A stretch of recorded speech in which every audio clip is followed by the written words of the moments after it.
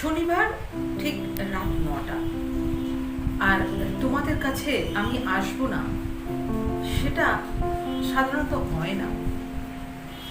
আসল কথা কি জানো, মনের যে সমস্ত লুকোনো ব্যথা বা ভালো লাগা যাই থাকে তোমাদের সাথে শেয়ার করতে আমার ভালো লাগে। আমার চ্যানেলে তোমাদের ওয়েলকাম জানাই। কিন্তু কি জানো, এখনো কিন্তু মানসিকভাবে বিশেষ ভালো নেই। আমি জানি আমার মতোই তোমাদেরই অবস্থা একই রকম। তোমরাও মানসিকভাবে বিশেষ ভালো নেই। আসল কথা, আমরা কেউই আমরা যারা একটু ইমোশনাল, তবে এবারে শুধু ইমোশনাল নয়, সারা বাংলার মানুষ ভালো। শুধু বাংলার কথাই বা বলবো কেন, বাংলার বাইরে, ওয়েস্ট বেঙ্গলের বাইরে যে সমস্ত বাঙালিরা আছে বা আমাদের দেশের বাইরেও যে সমস্ত বাঙালিরা আছে, তারা কেউই আজ বিশেষ ভালো নেই। তাদের সকলেরই খুব মন খারাপ। এখনো আমরা শক্ত হয়ে দাঁড়াতে পারি, কিন্তু কি করা যাবে বলো? প্রত্যেক দিনের কাজটা তো আমাদের করতে হবে। নিত্যদিনের কাজ যে আমাদের ছাড়বে না। যারা আমার মতো সেলফ এমপ্লয়েড, তাদের এক রকমের কাজ, যারা চাকরি করেন তাদের আরেক রকমের কাজ, বা যারা বিজনেস করেন তাদেরও আরেক রকমের কাজ, কিন্তু প্রত্যেকেই যে যার নিজের কাজে ব্যস্ত। তাই নিত্যদিনের কাজ আমাদের পিছু ছাড়ে না। আমাদের প্রত্যেক দিনের কাজটা করতেই হয়। কিন্তু কি জানো, মন ভালো থাকলে যেরকম ভাবে আমরা কাজগুলোকে এগিয়ে নিয়ে যেতে পারি, মন খারাপ থাকলে অত ভালো কাজগুলো ঠিক করা যায় না। ওই রেগুলারের কাজ ডিউটি হিসেবে সারা আর কি, সবকিছু তো বন্ধ রাখা যায় না। যাই হোক, শনিবার আনকাট শাওলিতে তোমাদের সঙ্গে যখন কথা বলতে বসেছি, তখন কিছু তো মনের কথা তোমাদের কাছে বলতেই হয়। আমাদের মতো মধ্যবিত্ত ব্যাকগ্রাউন্ড থেকে আসা যে সমস্ত ফিমেল রয়েছেন, মধ্যবিত্ত হোক বা উচ্চ মধ্যবিত্ত হোক অথবা নিম্ন মধ্যবিত্ত,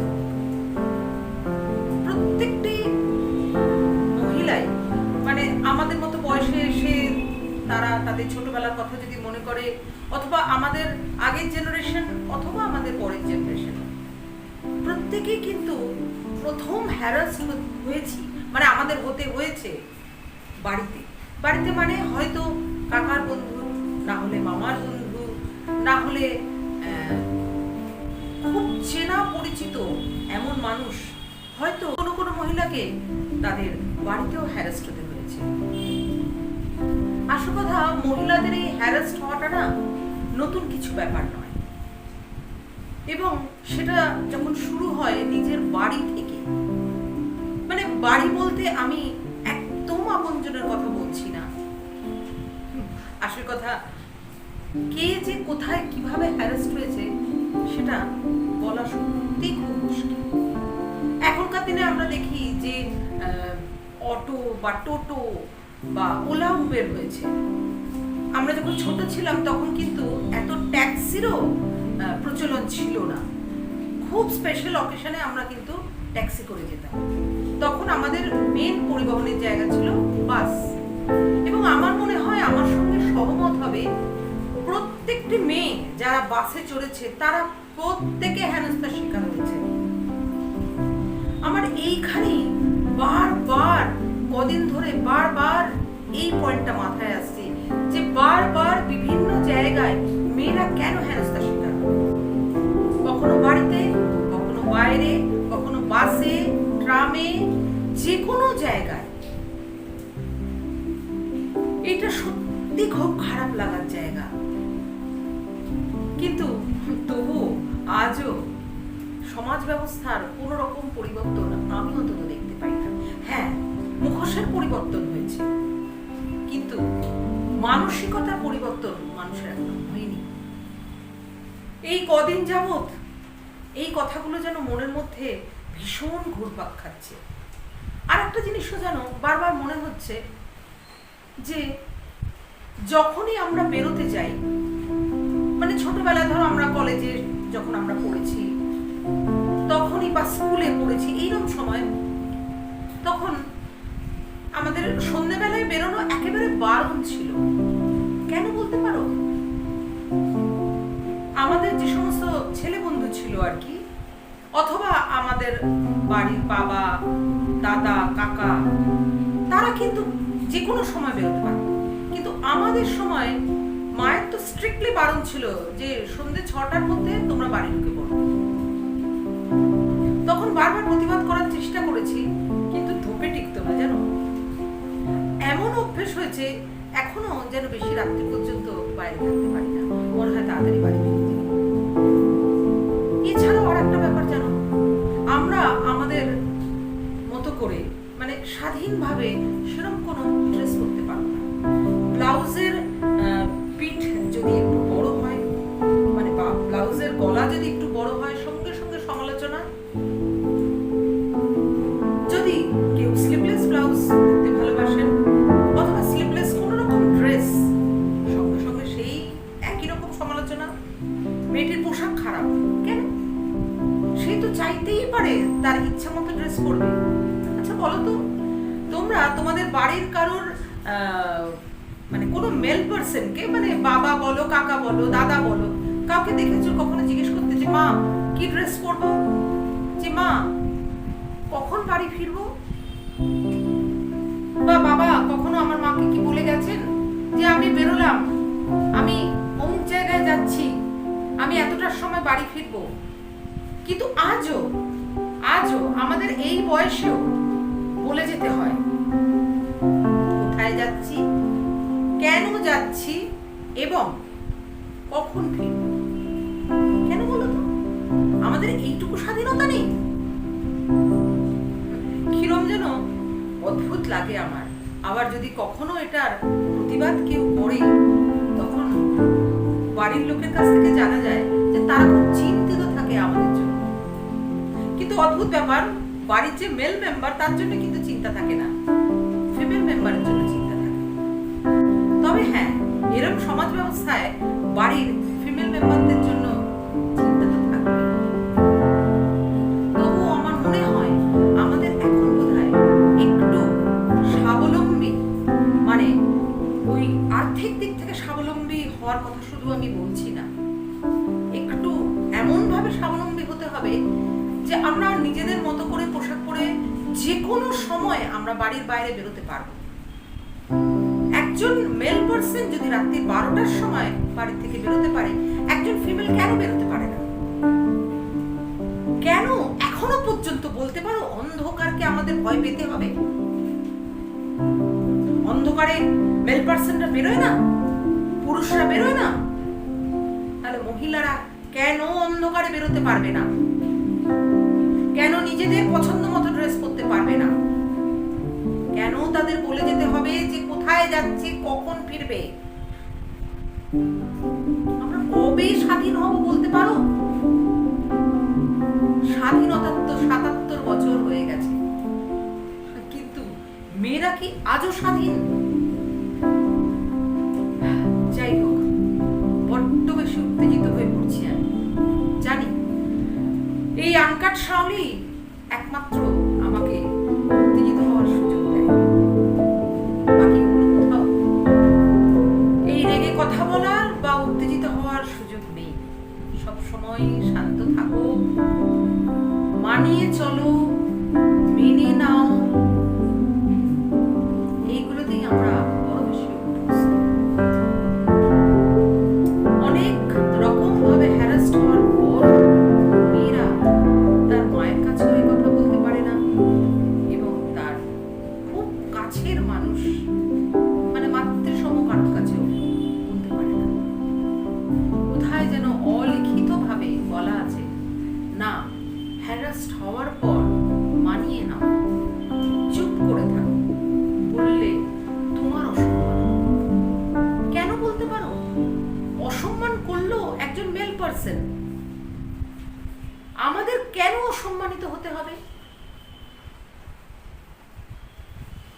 তার উত্তর সত্যিই আমার কাছে নেই। ভাবতে খুব অদ্ভুত লাগে আমাদের যে নেক্সট জেনারেশন, তাদেরকে আমরা কি বলবো, কেমন ভাবে বলবো যে কিভাবে সমাজে চলো তোমরা, এবং প্রত্যেক দিনটা কিভাবে তোমরা মানিয়ে নাও। যাই হোক, সেই সংসারের নিয়ম যে কোথাও একটা মানিয়ে নিতে হয়, আমরা সেই নিয়ম আজও মেনে চলছি। কিন্তু কি জানো, মাঝে মাঝে মন্তবিদ্রোহ করেই ওঠে। আর একটা কথা তোমাদের সাথে শেয়ার করি, এই যে 14 তারিখে মানে 14th আগস্ট 2024 যে একসঙ্গে আমরা জড়ো হয়েছিলাম, রাস্তায় বেরিয়েছিলাম, মহিলারা কোথাও নিজেদের তাগিদে বেরিয়ে এসেছিল। জানো, অদ্ভুত দৃশ্য আমি দেখেছিলাম। এবং পরবর্তীকালে আমার অনেক সিনিয়র স্টুডেন্টের কাছে জানতে পেরেছি যে তারা হয়তো বাড়ির মেম্বারদের ডিনার দিয়ে, রাত্রের খাবার দিয়ে, রুটি করে তারা দৌড়েছেন। কোথাও একটা মনের তাগিদ ছিল। 14 তারিখে একসঙ্গে হওয়ার আমাদের মনের তাগিদ ছিল। আমরা একটা অদ্ভুতভাবে স্বাধীন হওয়ার ডাক পেয়েছিলাম। তবু তো ঈশ্বরের পরম ইচ্ছায় আমি অনেকটাই স্বাধীনভাবে বাঁচতে পারি, কারণ আমার একটা নিজস্ব প্রফেশন রয়েছে এবং আর্থিকভাবে কিছুটা হলেও আমি স্বাবলম্বী। এই সমস্ত স্বাধীনতা মানে মেয়েরা যেরকম ভাবে স্বাধীনভাবে বাঁচতে চাইছে বা চাওয়া উচিত, তার জন্য মেয়েদের আর্থিকভাবে স্বাবলম্বী হতেই হবে। যাই হোক, 14 তারিখের কথায় আবার একটু ফিরে যাই, তোমাদের সাথে শেয়ার না করে সত্যি আমি পারছি না। 14 তারিখে যখন আমরা যাদবপুর এডমির দিকে যাচ্ছিলাম, তখন বেশ কয়েকটা সিন আমি দেখেছি জানো, যেটা আমার সত্যি ভালো লেগেছে। অনেক মহিলা মানে কোন রকমে একটা বাড়ির ড্রেসের ওপর কিছু একটা গাউন চাপিয়ে নিয়ে তারা রাস্তা দিয়ে হেঁটে চলেছে, তাদের যেখানে সবাই একসঙ্গে হবে সেই জায়গার উদ্দেশ্যে। আবার কেউ এমন আছে খুব একটা ক্যাজুয়াল ড্রেস পরে প্র্যাকটিক্যালি দৌড়তে দৌড়তে তারা সেই মিটিং এ যোগ দিতে গেছে। ঠিক মিটিং বলবো না, একটা জমায়েত। কেন জানো? মনের টানে, বাঁচার টানে, বাঁচার তাগিদে। আসল কথা, প্রত্যেক দিন কোনো না কোনো ভাবে যে কোনো মেয়ে আমরা লাঞ্ছিত। যাই হোক, হয়তোবা এই লাঞ্ছনা বা এই কষ্টের পেছনে আমরাই হয়তো দায়ী। মেয়েরাই কিন্তু মেয়েদের খুব বড় শত্রু হয়। যাই হোক, কাটা ছেঁড়া অনেক হলো, মনের না ভালো লাগাগুলো তোমাদের কাছে বললাম। তোমাদের জীবনের অভিজ্ঞতা শুনতে চাই, তোমাদের কষ্টের কথা জানতে চাই, তোমাদের সঙ্গে আমিও সমব্যথী হতে চাই। ব্যথা তো থাকবেই, সেই ব্যথাকে বহন করে আমাদের চলতে হলে সমব্যথীর প্রয়োজন। আমি তোমার দুঃখে থাকবো, তুমি আমার দুঃখে থাকবে। তুমি তুমি তুমি তুমি তোমাদের সকলের সঙ্গে আমি থাকতে চাই। নিজের মনের কথাগুলো শেয়ার করলাম, তোমরাও তোমাদের মনের কথা শেয়ার করো, আমার খুব ভালো লাগবে। আসল কথা কি জানো, এইভাবে আমরা যদি এখন বেঁধে বেঁধে না থাকি, তাহলে সর্বনাশ আরো সাংঘাতিক দিকে এগিয়ে যাবে।